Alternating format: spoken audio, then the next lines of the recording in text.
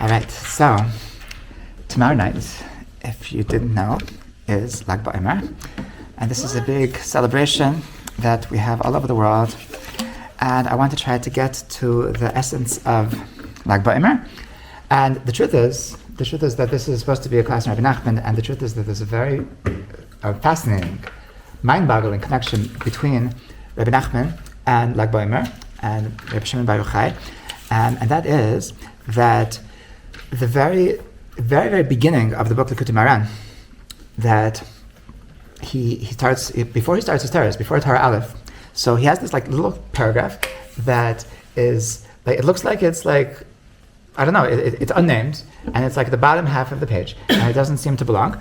And it's a little paragraph that talks about Rabbi Shimon Bar Yochai, and it's become very famous because of the nature of it talking about Rabbi Shimon Bar Yochai. So the essence of this Torah appears at the entrance to Meron, at the entrance to when you go to Rabbi Shimon's kever in Meron. So they posted it there, they printed it there, and so Rabbi Nachman talks about Rabbi Shimon Bar Yochai as an introduction to his sefer, and it's a very strange thing. Like the fact that it's short is not a reason that it shouldn't get its own chapter. There's plenty of short chapters in Rabbi Nachman. So why exactly did he put this before he starts his book at the very beginning and like under the approbations, whatever?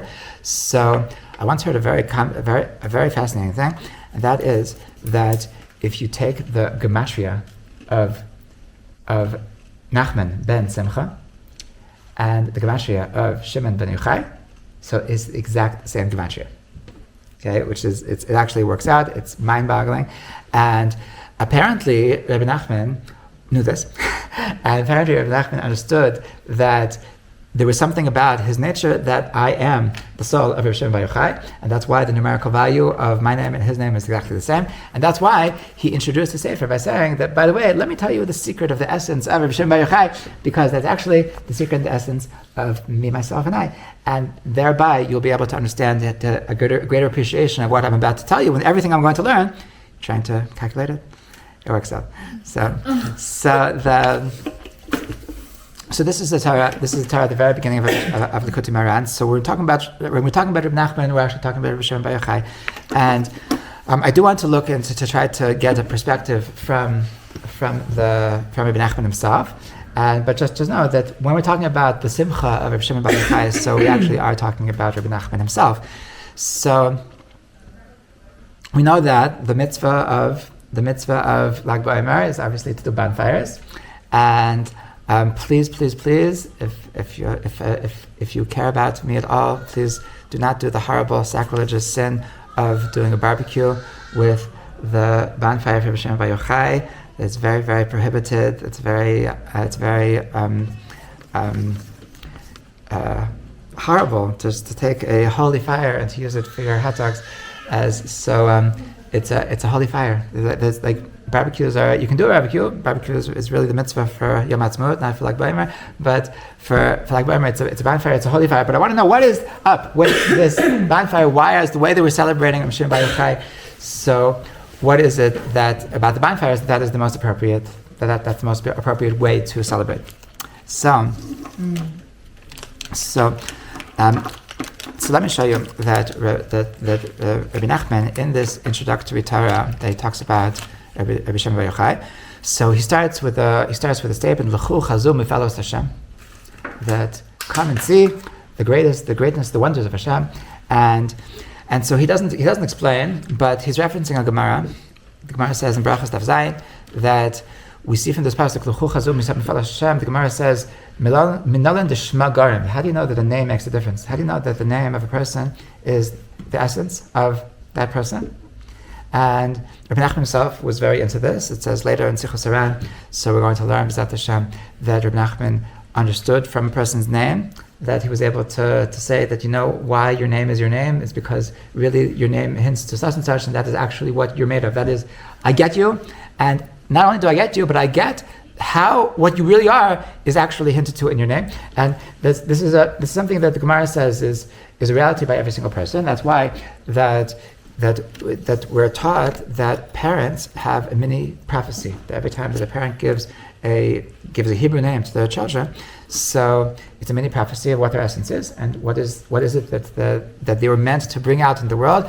I personally believe that a person that doesn't have, that the parents never gave them a Hebrew name and they want to give themselves a Hebrew name. So it makes sense to me that Hashem gives that same prophecy to them themselves. That when I'm picking my name, so they're like why should I lose out just because my parents did give me a Hebrew name? So obviously Hashem is giving me that power, giving me that energy, giving me that channel to be able to bring out my essence through my name. And so the Gemara says, Milan Dishmagar, that how do you know that the name of a person makes a difference in their life course? So it says from this pasuk, L'chu chazum efalas Hashem, that look at the wonders of Hashem, Asher nasan shamot ba'aretz. So the Gemara says that shamot is a simple understanding of shamot is from the word shmama, which actually means destruction. But the Gemara says that al tikra shamot ela shemot, that is actually referring to names. The fact that Hashem put shemot is a mifalas Hashem. It's a wonder of Hashem, the fact that He put down names in the world. And the Gemara says that we see from here that the pasuk is trying to tell us that there is an amazing effect that a person's name has on the course of their life. Okay, so there is something a person wants to live their life to the highest, to the most. So then they need to connect to their name and they need to understand the essence of their name. And sometimes a person is feels very stuck. So then they sometimes want to change the name. That's a whole discussion in and of itself. Anyway, so he starts this Torah L'chu Chazum Efalas Hashem let's talk about the wonders of the name of Rabbi Shimon Bar Yochai. So he says that he starts with the Gemara. That the Gemara says in Shabbos that there was a discussion between the sages about the future of the Jewish people. So they were having a board meeting, and one rabbi got up and he said, "These kids, these teens, they're always on their phones. They had no hope. They had no hope in the future generations." The Chazal said, "Asida Torah shetistakach misra," that in the future, so then the Torah is going to be forgotten from the Jewish people. They foresaw something very tragic, that they understood that they see that things are not going in the good direction, and they thought that this is going to last for a couple of generations, but I don't see it happening. And then it says at that moment, Rabbi Shimon Bar Yochai, so he walked in and he said, "It cannot be. It's completely impossible that the Torah is going to be forgotten, because Hashem says in the Torah, Hashem says Himself that Kiloi Sishacham Hipizara, that the pasuk says in Parshas Vayelach that Hashem says you should write this Torah. Kisvu lochem es hashir hazois. You should write down the Torah that v'sima ba'oznei Yisrael, and put it in the ears of the Jewish people, in order that it should be always a testimony. It should be a testimony in their ears. Because the Torah testifies that it will never be forgotten from their descendants. So the Torah says that write this down and make sure that it's going to be a testimony for all generations. So it's always going to be there. It's always going to remind them to get them back aligned. So the Torah testifies that so he says to his friends, to his colleagues, how can you claim that the Torah is going to be forgotten? Because it says in the Torah itself that it's never going to be forgotten. So Rabbi Nachman says a very beautiful thing, that why is it that it's Rabbi Shimon Bar Yochai of all people to remember this pasuk Kiloi Shacham Hipizarei when everyone else forgot it? You know why? Because it says in the Zohar that the Zohar teaches us that B'dein Yevken Migalusa, that because of the Sefer Zohar is the teachings of Rabbi Shimon Bar Yochai, that through these teachings of the Zohar, so it is through this book that we will actually merit to be redeemed, to exit the galut, to exit this exile, to finish with this reality of exile, to finish with this reality that everything is stuck. So it's through the Sefer Zohar that we're going to merit to be redeemed. So what does it mean to be stuck? What does it mean to be in galut? When you're in galut, so then you can't move. You feel that I don't know what I'm doing. I don't know. I feel like I'm stagnant. I feel like I'm lost. I feel like I'm just going in circles, and that's a situation of galut when you're not going anywhere. And Geula means the end result. Geula means I've reached my goal. I've reached my destination. And so the Zohar says that B'dein Sefer Yivken Migalusa, it's through this book that they're going to exit the exile. So what that really means is it's because of the Sefer Zohar that we're going to be able to get ourselves out of any situation of being stuck. That a person has a tendency to feel stuck, feel lost, feel like I don't know where I'm going. And the thing that's going to give him direction, the thing that's going to give him motivation, the thing that's going to give him life, the thing that's going to give him energy is going to be the Sefer Zohar. Okay, so Rabbi Nachman revels in the fact that it's because the Zohar is the thing that's going to make sure that we don't get stuck, to make sure that it's never going to be the end, it's never going to be the last chapter in Jewish history, Chas v'Shalom. So that's why he's the one that is remembering this pasuk. And he says, and that is exactly what the essence of Rabbi Shimon Bar Yochai is all about. Because if you look at this pasuk, ki lo tishachach mipi zaro. So if you look at the last letters of every word, so ki, the last letter is yud, lo, the last letter is aleph, tishachach, the last letter is ches, mipi, the last letter is yud, zaro, the last letter is vav. So if you reorganize these letters, what does it spell? Yochai. It spells Yochai. So in this verse of Ki lo tishachach mipi zaro, so it refers to Yochai, which is the father of Rabbi Shimon. And what does it say? Ki lo tishachach, it's not going to be forgotten. Judaism is now going to be lost, mipi zaro, because of his offspring. Who is his offspring? Rabbi Shimon. So Rabbi Shimon Bar Yochai, he is the offspring of Yochai. So in the very offspring of Ki lo tishachach mipi zaro, he is the one that his essence is all about, that the Torah will live on forever, the Torah will never be forgotten. Okay? So this is Rabbi Nachman's Torah. This is Rabbi Nachman's first Torah, and that's why at the entrance to Rabbi Shimon's kever in Meron, so you'll all see B'ezrat Hashem, it says Ki lo tishachach mipi zaro, and afterwards he says that's actually the remez to his father Yochai. But if you want to know what's the secret of Rabbi Shimon himself, so it's a different pasuk. It says Ayer v'kadosh min shmaya nachas. That Ayer means a person who's constantly awake, constantly at attention, constantly conscious. That Ayer is that the Irian, that he's awake, the Kaddish, he's holy, min shmaya nachas, he came down from the heavens. That is the essence. We want to know Rabbi Shimon himself, so the Rashi Tevos, the acronym of Ayer, Ayin, Vi, Kaddish, Vav, Min, Mem, Shmaya, Shin, Nachis, Nun, so that you put these letters together, the first letter is the acronym, so then it spells Shimon, and that's the essence of Rabbi Shimon, is just holiness, just like this angel forest that fell down from the heavens that doesn't belong here. That like angels aren't supposed to be down on earth. And Rabbi Shimon, so he merited to that he's just so holy and he's so amazing that he fell down from heaven in order to teach us what he needed to teach us. Mm-hmm. So this is Rabbi Shimon's Torah. This is Rabbi Nachman's Torah about Rabbi Shimon, and this is the first thing that we need to know is that Rabbi Shimon is all about the continuity of the Jewish people. Okay, that this is the reason why Judaism is never going to become extinct is only because of Rabbi Shimon. Okay? You know, they're in the I don't know when it was. I think like in the 70s, so or maybe the 80s, that there was a whole thing in the state of Israel, a big political dispute that they called it "Who is the Jew?" Mi Yehudi. And what was it about? It was about the fact that in the state of Israel, the law, there's a Chok HaShvut. Chok HaShvut law returned that if you have certain qualifications to be able to become a citizen of Israel, and any Jew is allowed to become a citizen of Israel. But how did they decide who's a Jew? So they decided based on the Nuremberg laws. So the Nuremberg laws is that in the Holocaust. So if anybody that your grandfather is a Jew, so then you're considered the Jew. So if you're 1/4 Jewish, you're considered Jewish. And they said when they made this law that if you're Jewish enough, that Hitler is going to kill you. So you're Jewish enough that your homeland is the state of Israel. So that sounds very beautiful, but like I don't really get it.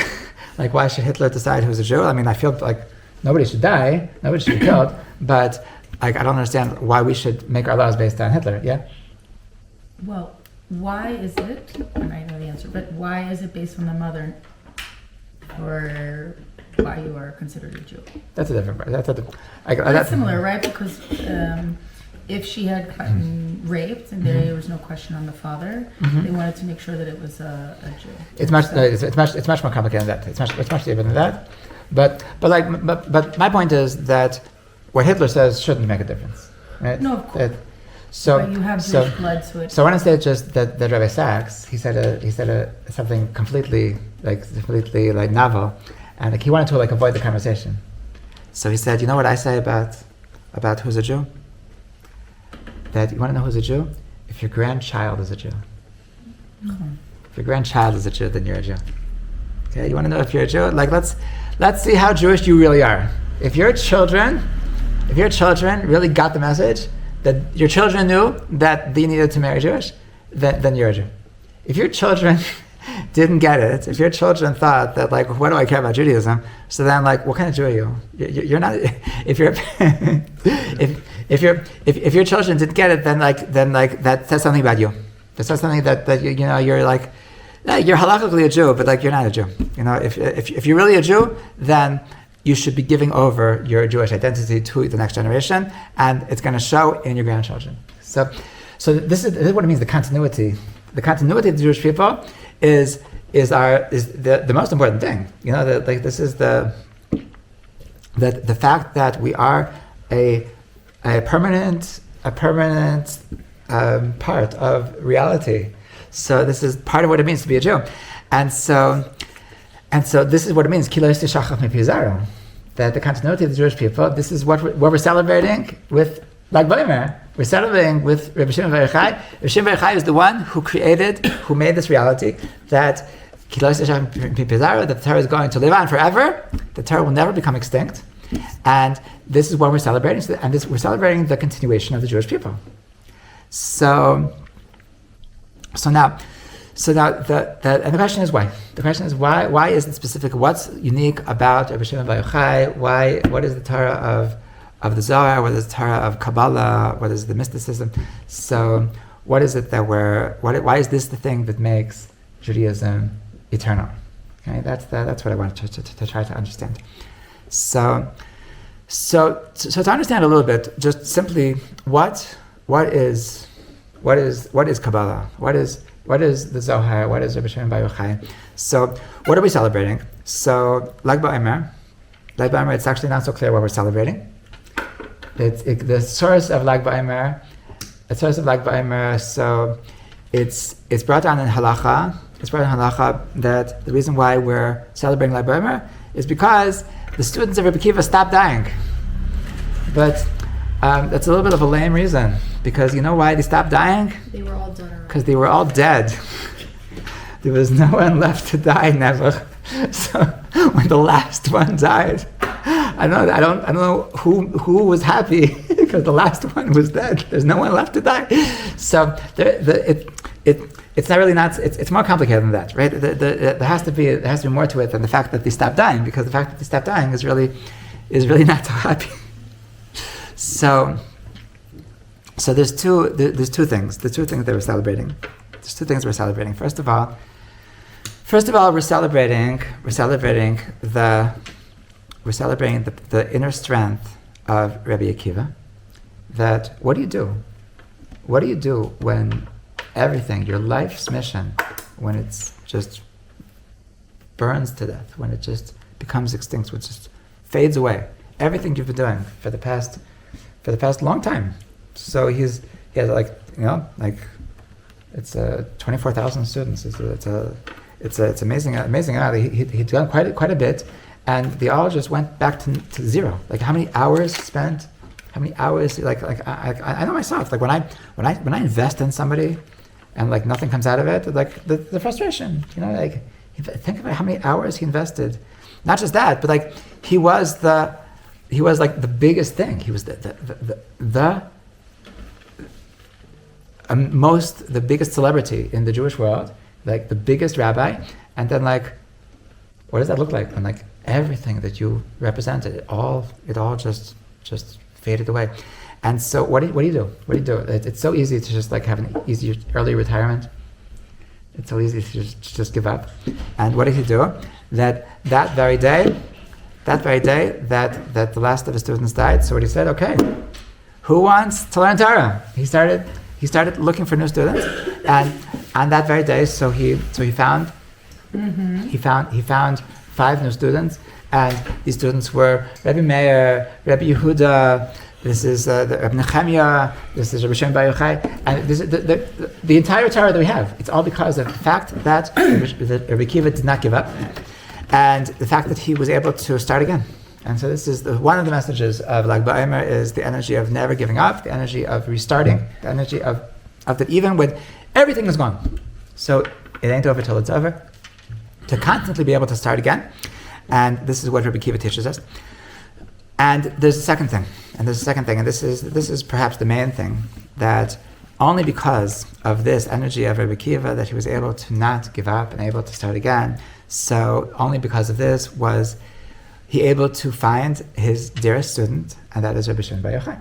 Okay, so Rabbi Shimon Bar Yochai, what is the connection between Rabbi Shimon Bar Yochai and Lag Beomer? So there's a line in the book of the Arizal called Sefer HaKavanot. So it's a funny thing because everybody knows the misprint, and most people don't know what it actually says. That in the misprint of the printing of the Sefer HaKavanot, so it says that Lag Beomer is the Yom Shemet Rabbi Shimon Bar Yochai, the day that he died. Okay, so it's his yahrzeit, and there's a lot written about that. Why should we be happy? Why should we be happy? Because Rabbi Shimon Bar Yochai died. It's sad that he died. We would have preferred that he would have kept on living. So there's a lot to be talking about that. Rabbi Tzadok talks about why that's like what's it mean to celebrate a yahrzeit? To celebrate a yahrzeit, which we totally do, right? We totally celebrate yahrzeits, and that's something in and of itself. However, the truth is that that's not actually what happened. It could be that it also happened. It could be that if the fact that Hashem caused that there should be this misprint, it must be that it's actually true. But in the more accurate text of Sefer HaKavanot, what it actually said was that it's Yom Simchat Rabbi Shimon Bar Yochai. It's the day of the rejoicing of Rabbi Shimon Bar Yochai, and the chet somehow just got lost. And so the Yom Simchat Rabbi Shimon Bar Yochai, this is the day that he received his smicha. And the day that he received his smicha is the day that he became ordained as a rabbi. And that day that he became ordained, so that's the day that he started this deep relationship with Torah, that he became the channel for all the secrets of Torah. Okay, so the fact is that the truth is that the day that he died also was a very big day, because on the day that he actually died, so there were very deep secrets that of Kabbalah that he specifically shared on the day that he passed away. So that's it all fits together. But we are celebrating the life and the legacy of Rabbi Shimon Bar Yochai. That is what the Arizal teaches, is what Lag Beomer is all about. So we need to ask ourselves, what exactly is the legacy of Rabbi Shimon Bar Yochai? So we know that Rabbi Shimon Bar Yochai, his thing was that he wrote the Zohar. What is the Zohar? The Zohar is the mysticism of Torah. Okay, on a historical level. So it's important to know that if you ask any academics, Rabbi Nachman said that it's forbidden to go to academia, and academia is the Amalek, and in academia, so if they ask you what's the source of Kabbalah, who wrote the Zohar? Ask academia, ask ChatGPT, who wrote the Zohar? So in academia they believe that the Zohar was written by a rabbi named Rav Moshe de Leon, almost like our mayor, that Moshe Leon, but a de in the middle. So Rav Moshe de Leon, he was a rabbi about 400 years ago, I believe, and he revealed the manuscripts of the Zohar. Because he was the one who revealed the manuscripts, so in the academic world, they believe that he was actually the author of the Zohar, and it's crazy to me. It's crazy to me that they actually go for this. They actually believe that he made up the whole thing. I mean, they probably believe that he was tripping. You have to. It's impossible. To just say, okay, what should I make up today? Like he must have been hearing voices, but like, if they believe that he wasn't really serious, like he writes that he's just transcribing what Rabbi Shimon Bar Yochai said. So if they don't believe that's true, then they must believe that he's just tripping or something. I don't know, but that's really weird. And he claims that he was copying a manuscript of Rabbi Shimon Bar Yochai, and the reason why we believe him, and the reason why we don't trust the academic world, is because both the Arizal and the Vilna Gaon, they both said from their academic research, they both came to the conclusion that it's actually legit. That they both came from their understanding of just what should be historically, that this actually is Rabbi Shimon Bar Yochai, and that's why in the religious world, so we do accept that this is actually a teaching of Rabbi Shimon Bar Yochai. Okay, so if you're an academic, so do not come to Meron. You have nothing to celebrate here. This is not your holiday. So there's also the craziest thing is that there's one of the most famous academics in the world of Kabbalah is a guy by the name of Gershom Shalom, and he's a famous professor of Kabbalah, and he devoted his life to Kabbalah, and yet he doesn't believe that it's really from Rabbi Shimon Bar Yochai. He personally believes that it's all written by Moshe Dayan, that Moshe Dayan just took some mushrooms and just this is what came out, and yet he thought that this is worthwhile to devote his entire life to. That's just mind-boggling to me. I don't know what he was thinking. Did the Moshe guy claim that he wrote it? No. He absolutely said, I'm just transcribing manuscripts, ancient manuscripts from Bishim Bar Yochai. And who was the other one that seconded the notion that it was Bar Yochai? The Arizal, I can't hear it. the Arizal, and the Vilna Gaon. They're the ones that's why the religious world has accepted that there's also on a historical note, there's a group of Yemenites that they do not accept the Zohar, and they call themselves the Dardaim. And it's I heard from my Rabbi Frosh Malevitz, Zechron Levracha, that because Kabbalah, because the Zohar was part of the Torah which was transmitted from Hashem to Moshe, so if a person would deny the Zohar, so he's denying part of the Torah. And so if you don't believe that the Zohar is really from Hashem, so then you're denying the truth of the Torah, and you're considered a heretic. And there was a big political thing when there was a huge Yemenite rabbi that was elected to be a judge in the Beit Hadin of the Rabbanut. His name was Yosef Kapach. He's a huge Torah scholar, huge Talmid Chacham, and there's a street named after him, Nachlot. And so he's known for his translations of the Rambam from Arabic. That's why he's on the. That's why he's in the rounds. And so when he was elected to be a dayan, so the Rabbanut was very concerned that maybe because he's Yemenite, so maybe he's part of the Dardaim, and so they made him swear that he's not part of this cult, and only then was he allowed to be part of the Rabbanut. But the Dardaim themselves, they claimed that he was, and they claimed that he wasn't. He undid his shvuos.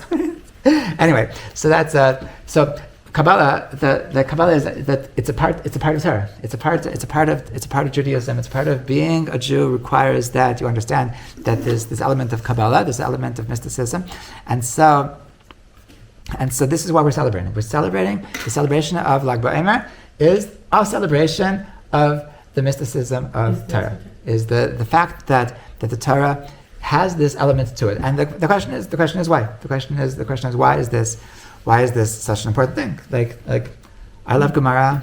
Plenty of people that aren't so spiritual, that are more intellectually programmed, that they like the learning halacha, they like learning chumash, and talk to them about God, so it just bores them.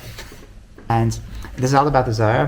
And what Rabbi Shimon put on the table is that he brought this additional element to Judaism, and this additional element to Judaism. So there's a very fascinating thing. The word for mysticism in Judaism is called Kabbalah, right?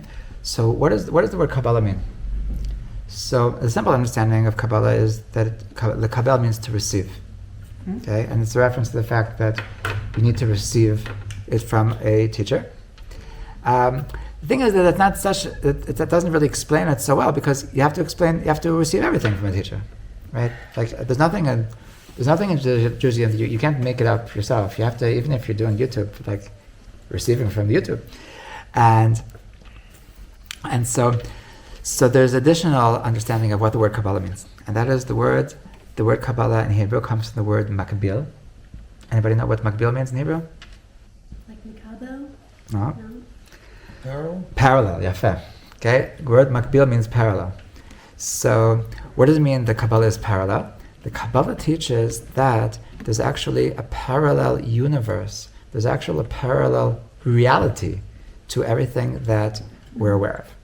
Okay? That the world that we know, the world that we exist in, is a physical reality. And we have our five senses, and we have our experiences. And Kabbalah says that, hold on a second, that's nice, but that's not the whole thing. There's more to what's going on that you're not aware of, or hopefully you are aware of, but life is more than the things that can be seen under a microscope. There's actually a parallel reality that is constantly going on, and that is the world of mysticism. That is the world of souls. And not only that, but the world of souls and the world of action are actually interconnected, that the spiritual dimension actually affects the physical dimension. And so if you really want to be a master of life, it's not enough to just be a master of the physical dimension, but you actually have to be a master of spirituality as well. And this is something that, like, if a person is, let's say, like it can reflect in simple things like sickness. That sometimes a person can have something wrong with them, and they'll think that they just need to go to the doctor, and they don't realize that no, it's deeper than that. That the source of the reason why your body is so messed up is actually because your soul is so messed up. And if you want to fix your body, the only way to really fix your body properly is only to fix your soul. What if you were born with something? Born with a messed up soul? No, like an illness. Oh, no, I'm not denying the fact that there's something can sometimes your body can actually just have a defect, but I'm saying sometimes the source of the physical ailment is actually from a spiritual source. So we're talking about the reality of spirituality, and how the reality of spirituality is what Rabbi Shimon Bar Yochai really put down into the world. Okay? And this is what we're celebrating on Lag Beomer, is we're celebrating the fact that Judaism is not just a book of rules, it's not just a bunch of halachot, it's not just a bunch of how to do things and what to do, but there's a world of connection. And and this is an added dimension of all of Judaism that I think is something that some people aren't even aware of. And this is something that, if we're going back to Rabbi Nachman, so Rabbi Nachman has a story, it's a famous story, that is the first story that he told when he started telling stories. It's called the story of the Lost Princess. And the story of the Lost Princess is the story of every one of us. This is the story of our soul, that our soul is a lost princess and it's waiting to be found, and it's our job to find it, and it's our job to discover that she's really there, and to reveal her and to redeem her and to bring her back home. And so there's a part of the story that's very very deep and very very emotional even, that the viceroy, who's the hero of the story, that it's his job to try to find the princess and try to redeem her and bring her back. So at some point, after failing to try to redeem her, so he falls asleep for a very long time. And as he's sleeping, so the princess comes by him and sees that he failed, and sees that he's asleep, and sees that it's not working out, and she writes him a letter. The letter is from her kerchief that she ties her hair with, and it's something intimate, and she writes a letter with her tears. Rabbi Nachman writes that she writes him a love letter with her tears, and in this letter she's explaining to him where he can now find her, that he's going to move. She's going to be moving to a new place, and she explains in this letter how to find him in this new location. And so So whenever I get to this part of the story, so I ask myself, like, what is this? What is the love letter? What's this letter of tears? This letter of tears that the Shekhinah, that the spiritual element of the world, that we're being called upon to reveal. That where is the love letter? What's this letter of tears? So some people would say, oh, it's for sure the Torah. It's the Torah is the letter of tears. But like, hold on a second. But the Torah isn't written with tears. The Torah is written with ink. The Torah is very. So I once saw a very beautiful commentary on this, and that is that there's actually different levels of understanding the Torah. There's a halacha of how to write a Sefer Torah, how to write tefillah, and how to write a mezuzah, write a Megillah. That there's halacha that when you write a Torah, so it can't go until the end. Yeah, there needs to be a little bit of parchment, a little bit of outline, and the bottom, like around everything you're doing. So let's say like this is if you're writing, if this is your mezuzah, so the end of you're writing a tzaddik sofit. So like this is no good. This is no good because it went to the end, right? You need to leave a little bit of space. So why is it that you have to leave space? You have to leave parchment around. Okay? So there's an idea that goes like this. That like the Torah starts with the letter bet, right? So here's your bet. And so there's an idea that this is what I wrote, this bet, this is what we see, right? But actually there's another bet. What's the other bet? That there's a bet that goes like this. That this outline bet, this is a white bet. This is a white bet going around. The outline of the bet is a white. So really the Torah is actually being written twice, that simultaneously, that there's a black Torah and there's a white Torah. And so that's why this halacha is that if it goes to the end, then it's not kosher, because you wrote the black Torah, but you didn't read or write the white Torah. Okay, so what is this white Torah that we're trying to express through the Torah? So the truth is, Rabbi Nachman was clearly influenced by a Gemara that the Gemara says, the Gemara has a discussion about the end of the Torah. That the last 8 psukim of the Torah, so there's a discussion, who wrote the last 8 psukim of the Torah? What's the problem? The problem is that the last 8 psukim of the Torah is where it talks about Moshe dying. So the question is that who wrote that Moshe died? if Moshe wrote it, so then he was alive, right? So how can he write that he died? That's lying. And if Moshe didn't write it, so then but it says that Moshe wrote the whole Torah. So if really somebody else wrote it, so then the Torah is lying, because the Torah says that Moshe wrote the whole Torah. So the Gemara gives the following explanation. The Gemara says that Moshe wrote it, but he wrote it b'dema. He wrote it with, literally, dema is a Hebrew word. It's the singular of demaot.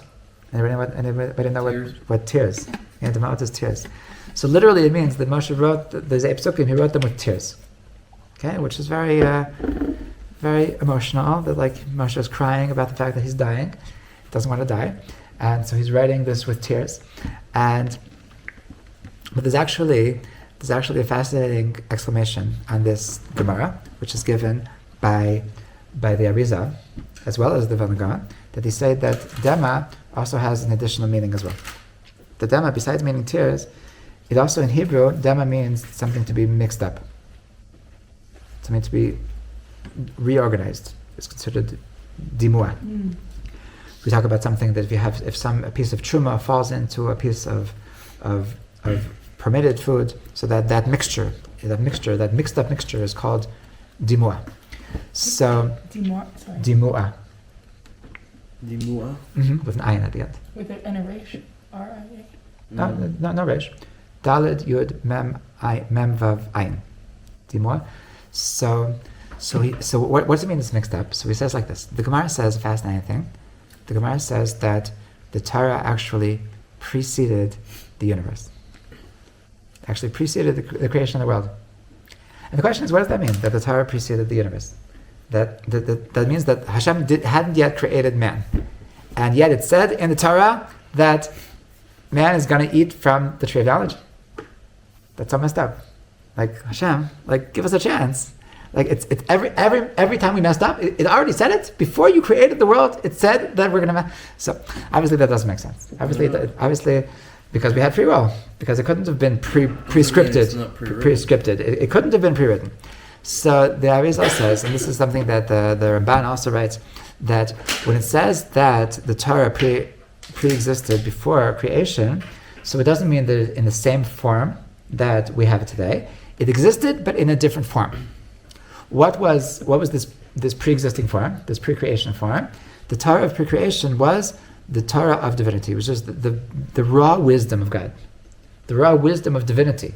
Before there was anything, before there was a world, there was no pigs to say that don't eat pig, but there was a certain wisdom, there's a certain light that was expressed through the God's existence that is going to trickle down and translate itself in the physical world into the fact that we shouldn't eat pig. But before there was pigs, it meant something else. And so that's what's called the names of God. That all of the Torah is really the names of God, because everything in life, everything in Judaism is actually expressions of absolute truth that Hashem was trying to reveal. So that's what it means that when it says that Moshe wrote the Torah B'dema, so the Arizal and the Gra write that what it really means is that he wrote the Torah, not that Moshe died, because that reality was not irrelevant, but he wrote it in the Torah of pre-creation. The Torah of before the world was created, so it meant something else. It meant the raw wisdom that God wanted to bring out into the world before there was a world. So those last psukim, so he mixed up the letters, and that's how he wrote the Torah, and that's why it was at the same time a complete Sefer Torah, and at the same time he didn't write a letter. Okay, so from this, Rabbi Nachman was inspired that the word dema, the word tears, a letter of tears, is actually a reference to the Torah of pre-creation. And Rabbi Nachman is actually saying that, you want to know what it actually says? What it actually says in the Torah of pre-creation? You know what? Before there was fire to make on Shabbos, before there was milk and meat that you're not supposed to eat, before there was parents that you're supposed to respect your parents, before there was a world, before it made any sense to have a Torah, so there was a different message. There was a different message, and that message was just one thing. That was that the princess was writing a letter, please search for me, please redeem me, please expose me. And that's the underlying message of the entire Torah, is that there's a princess here crying out, please save me, please don't forget about me. And this changes the way we look at Torah. This changes the way we look at Judaism. That the Torah of pre-creation, which is the Torah of the princess, which is the life of Torah, which is the white Torah that the Torah needs to include. That the black Torah is that this is how you keep kosher, this is how you don't speak lashon hara, but there's also a white Torah. And that's the Torah of pre-creation, that's the Torah of before there was a physical world. The point of the Torah, the purpose of everything that we're doing in Judaism is supposed to bring to a higher goal. What's the higher goal? The higher goal is to find the princess. The point of that Torah is to find the Shekhinah, to redeem the Shekhinah, and to connect with God. And this is the purpose of everything. And so this spiritual element of Judaism, so this is precisely what we're celebrating. This is precisely what Rabbi Shimon Bar Yochai, what he brought down to the world. And this element, the spiritual element, the element of Judaism, is not just a nice way of life. It's not just intellectual conversations, but this is about connection with God, this connection with our soul. So this is what he was waking us up to. This is what he was enlightening us, that Torah is all about connection. Torah is all about your neshama. Torah is all about. I was talking to somebody today about AI and the future of the universe, and we're talking about like what's going to be like when AI can actually do everything that we do. We'll have robots doing everything, and they've already they've already got to the point that they can write, that they can certainly give us any answer, any intellectual answer to any intellectual question that we have. Not only that, but in terms of creativity.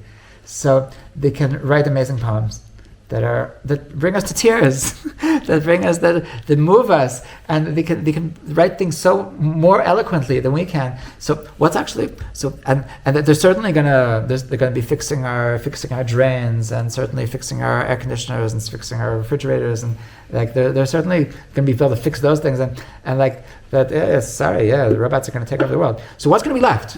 What's going to be left? The only thing that's going to be left is the only thing that AI actually doesn't have, and that's a soul.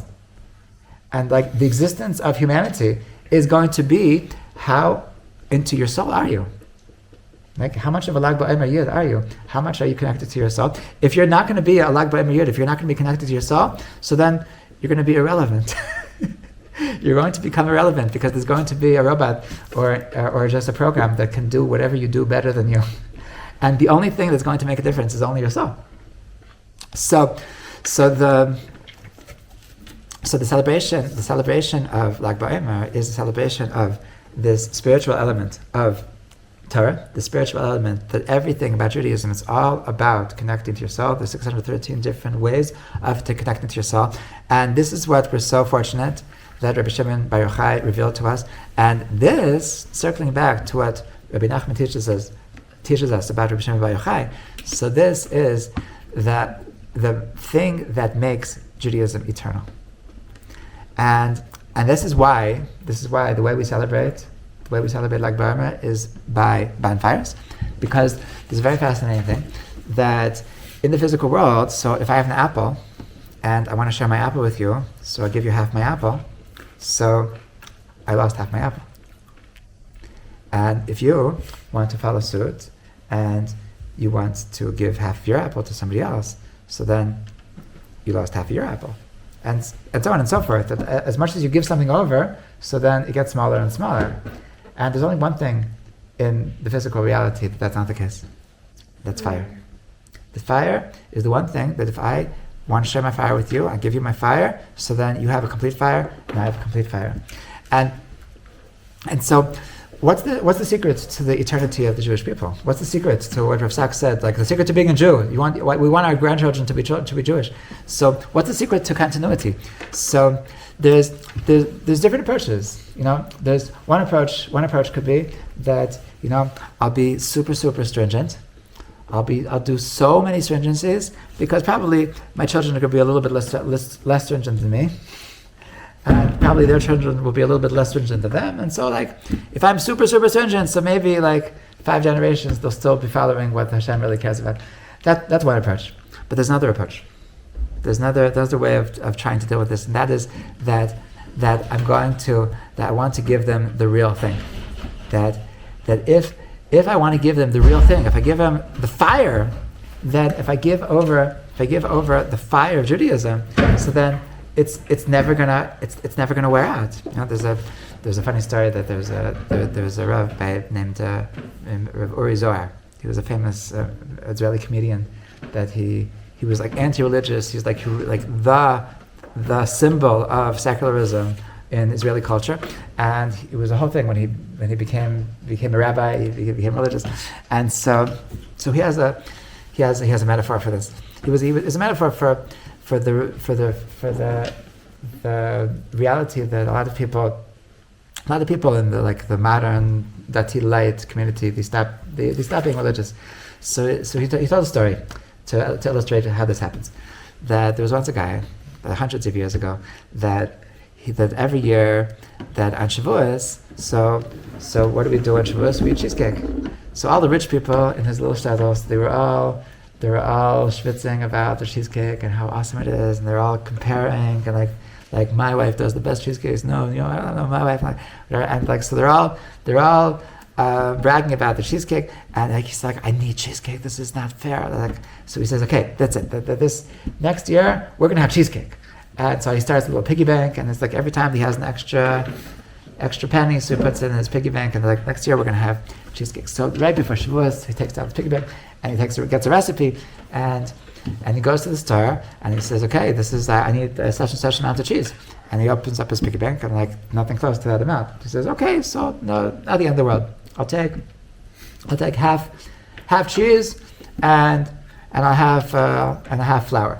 Then he goes to buy oil, and he says, I need this much oil. He says, like, this is how much it costs. He said, no, I don't have that. Okay, not the end of the world. I'll take half oil and half water. And he does this like strange concoction that he makes up because he can't really afford it.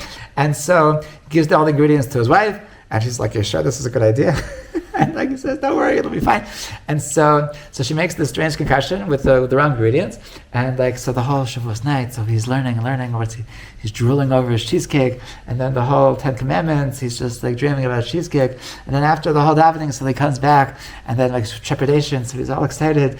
Now the moment of truth is finally going to be like a real yid eats cheesecake and Shavuos, and so he makes kiddush and tastes the cheesecake, and he goes, ah!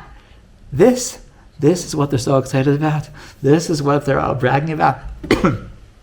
So of course it's a big joke, because of course it's not going to taste good, because what you ate was not the real thing at all. This was like a very, very watered down version. It's very, very distant from what cheesecake is supposed to be. So of course, if you're going to drink a watered down version of Judaism, so of course you're not going to get it. Like for this people gave up their lives. For this people were going to Siberia. Like this like. If you're not going to, of course, you're not going to get it if you didn't get the real thing.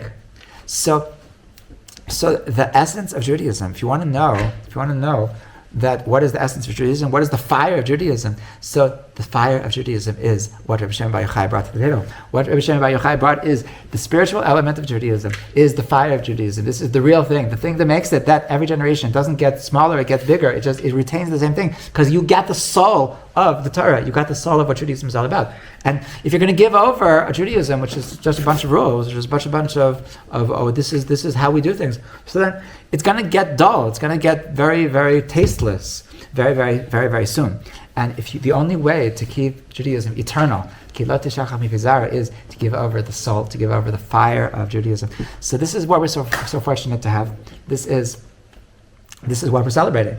We're celebrating on Lag Beomer is that Rabbi Shimon Bar Yochai did us this amazing chesed, this amazing kindness, that he revealed to us what the soul of Torah is all about, how Judaism is a way of connection, how Judaism is a way of lighting up our soul, and this is really what we're celebrating. So I bless us all that we should find this place inside of ourselves, that we understand that our Judaism is something which is fiery. Our Judaism is something which is very alive. Our Judaism is something which is constantly evolving, constantly blowing up with fireworks. And this is what Rabbi Shimon Bar Yochai put on the table. And through this, so we'll be able to really appreciate the soul of Rabbi Shimon Bar Yochai and the legacy of Rabbi Shimon Bar Yochai, and B'ezrat Hashem, that it should only get bigger and bigger, that the bonfire should just keep on growing. And this is what Rabbi Nachman himself said, that mein fire wird brennen. This Mashiach is a common, that he says that he understood that Torah needs to be fiery. So bless us all, we should find that fiery Torah and fiery part of our soul. B'ezrat Hashem. L'chaim.